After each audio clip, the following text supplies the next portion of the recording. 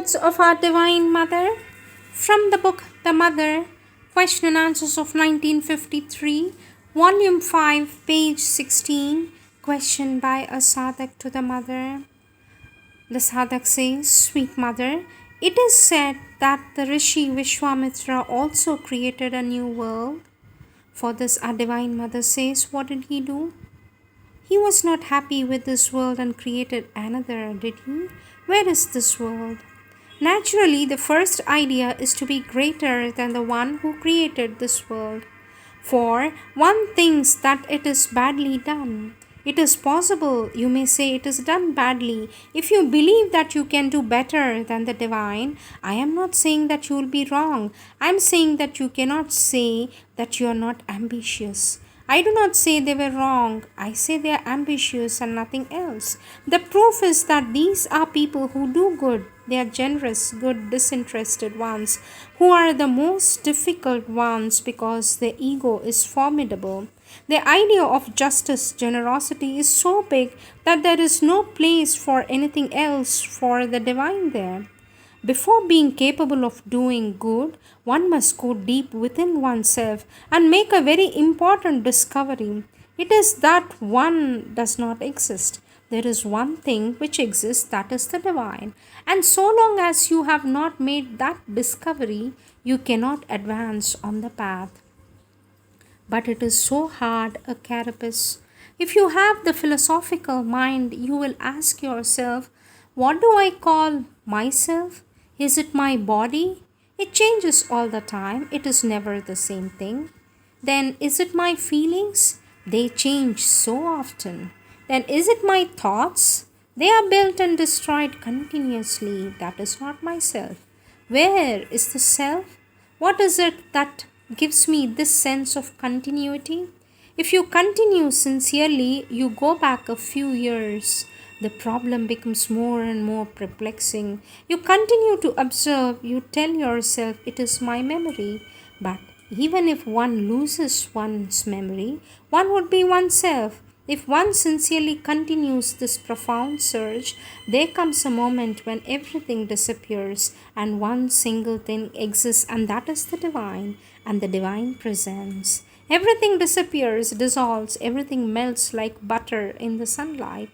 When one has made this discovery, one becomes aware that one was nothing but a bundle of habits. It is always that which does not know the divine and is not conscious of the divine which speaks.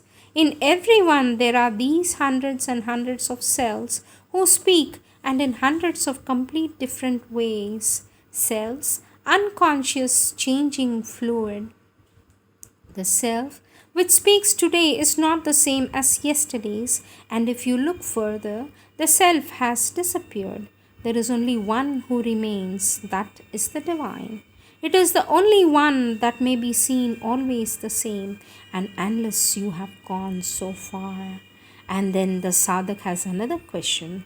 He says, Sweet mother, if everything comes from the divine, why are there so many errors? For this our Divine Mother says, you must not believe that everything that happens to you in life comes to you naturally from the divine, that it is from the truth consciousness which is directing your life. For everything came from him, from the divine. It would be impossible for you to make a mistake. How does it happen that there are errors everywhere? Why do things go in opposition to the divine and to what they ought to be? Because there are numerous elements which cross each other and intervene. Wills cross over, the strongest gets the best of it. It is this complexity of norms that has created a determinism.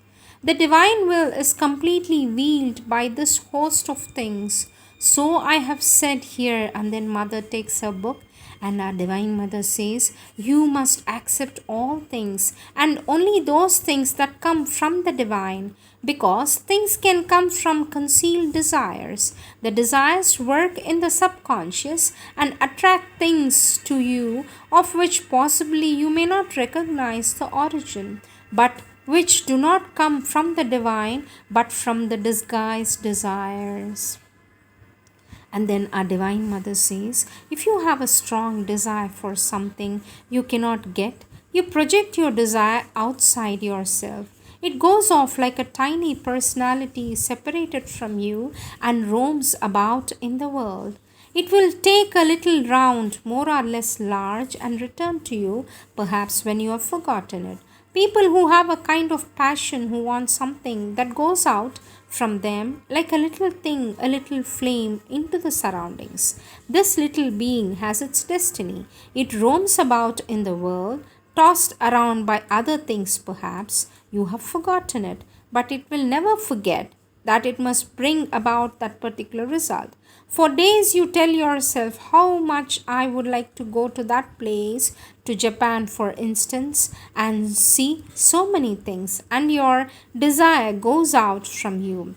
But because desires are very fugitive things, you have forgotten completely this desire you had thrown out with such a force. There are many reasons for your thinking about something else, and after say 10 or 20 years it comes back to you like a dish served up piping hot. Yes, like a piping hot dish, well arranged, and you say, this does not interest me any longer. It does not interest you after so many years later. It was a small formation, it has gone and done its work as it could. It is impossible to have desires without their being realized, even if it is quite a tiny desire. And then our Divine Mother says, the formation has done what it could. It took a little lot of trouble, it has worked hard, and after years it returned. It is like a servant who have you have sent out, who has done his best. When he returns, you tell him, what have you done? But it is because you have wanted it. You cannot put forth a strong thought without its going out from you, like a little balloon, as it were.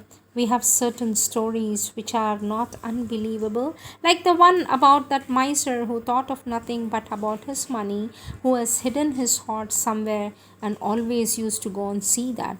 After his death, he continued to come back as a ghost, that is to say, his vital being, to watch over his money. Nobody could go near the place without meeting with a catastrophe. It is like that. If you have worked to bring out something, it is always realized. It may be realized even after your death. Yes, for when your body ceases to exist, none of the vibrations stop existing. They are realized somewhere. That is what Buddha said. The vibrations continue to exist to be perpetuated. They are contagious. They continue in others, pass into others, and everyone adds a little to them. These are the divine words of our Divine Mother.